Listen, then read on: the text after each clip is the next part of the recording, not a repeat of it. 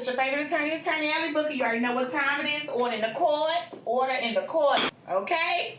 Because you want to come with the food. Okay? Let's go ahead and I'm going to let you know exactly how we strategize. Okay? Because the purpose of this, whenever you see me standing up, you already know the purpose. The purpose is for you to understand how to get along in this world without having to pay an attorney every time you come into a situation. Now, you need to get attorneys half the time when you don't. But you have to learn how to think in everyday life because nobody has $5,000, $450 for a consultation and everything else like that to throw away because we can't use our common sense that the Lord gave us. Well, amen. Let's go. Without further ado, let's get it crack-a-lacking. They wrote me and they said, and now, let me get my little board together because you already know when the board is coming, I'm going to show you some stuff, okay? I use this at trial for the jury. Okay, this is what we use for the jury. We have this, whiteboards and other things. I like to use a good old fashioned,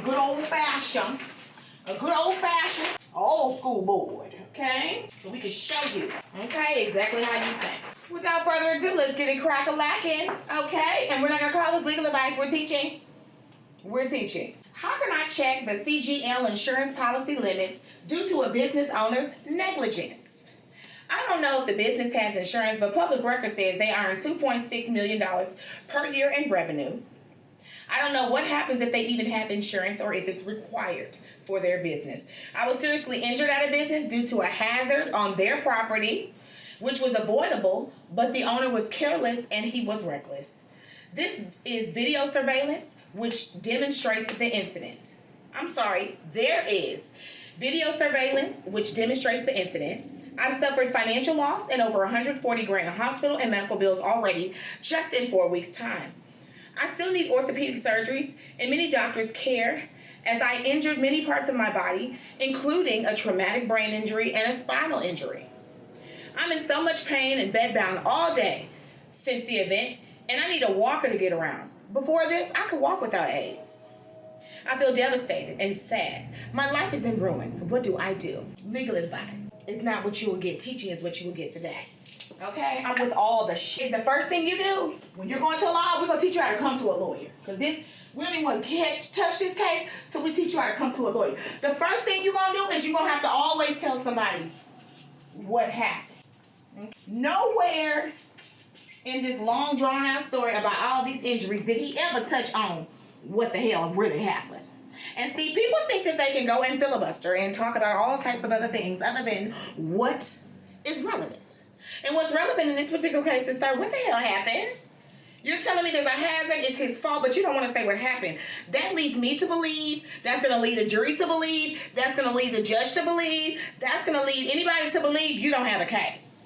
Because if you have the case, you're going to talk about exactly what happened for you to get these injuries, not just that you have them. So that's the first issue that I have with this particular person, is that you want an attorney to give you a free consultation or to bring you in their office to sit down and talk about something with you, but you don't even want to discuss what happened. And I'm going to tell you guys, let me move this over a little bit. This is a common occurrence. People, oh, well, it's secret. Well, bitch, if it's secret, you're not going to be in my office for free. If it's secret, you could go ahead and pay the $350 or $450 for the consultation fee if it's a secret.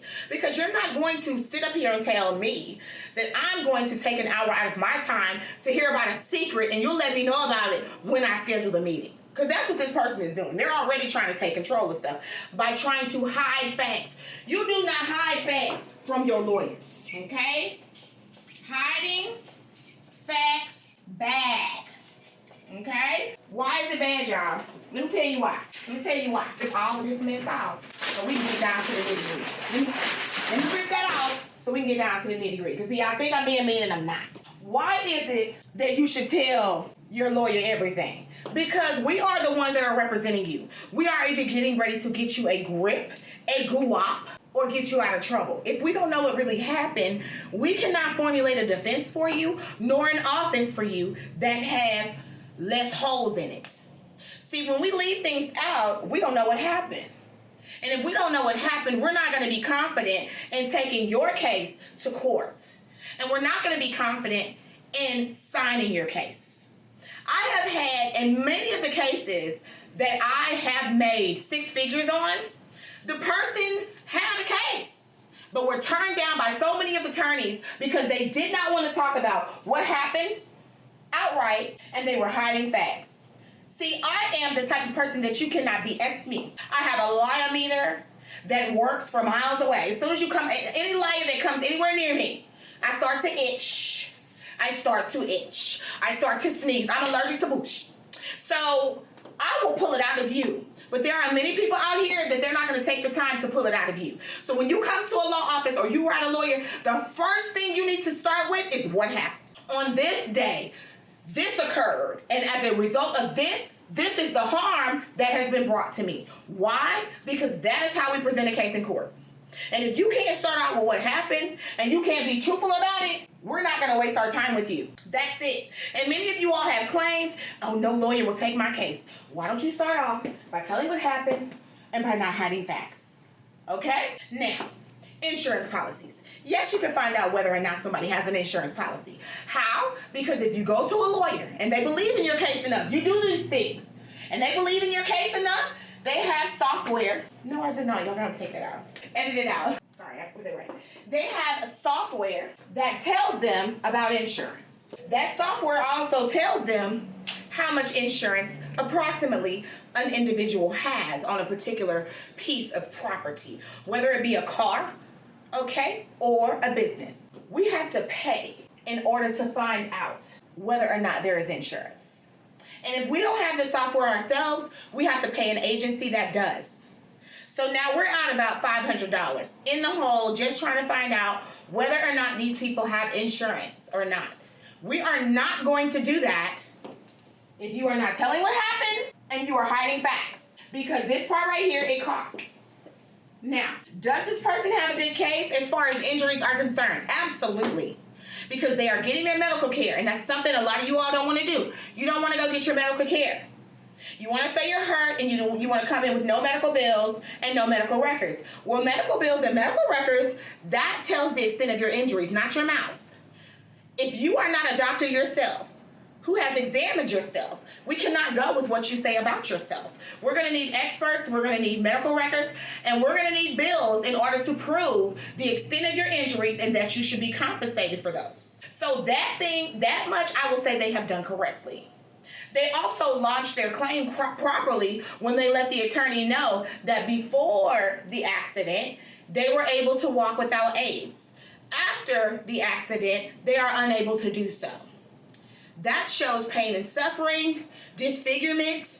These are all things that we like to hear.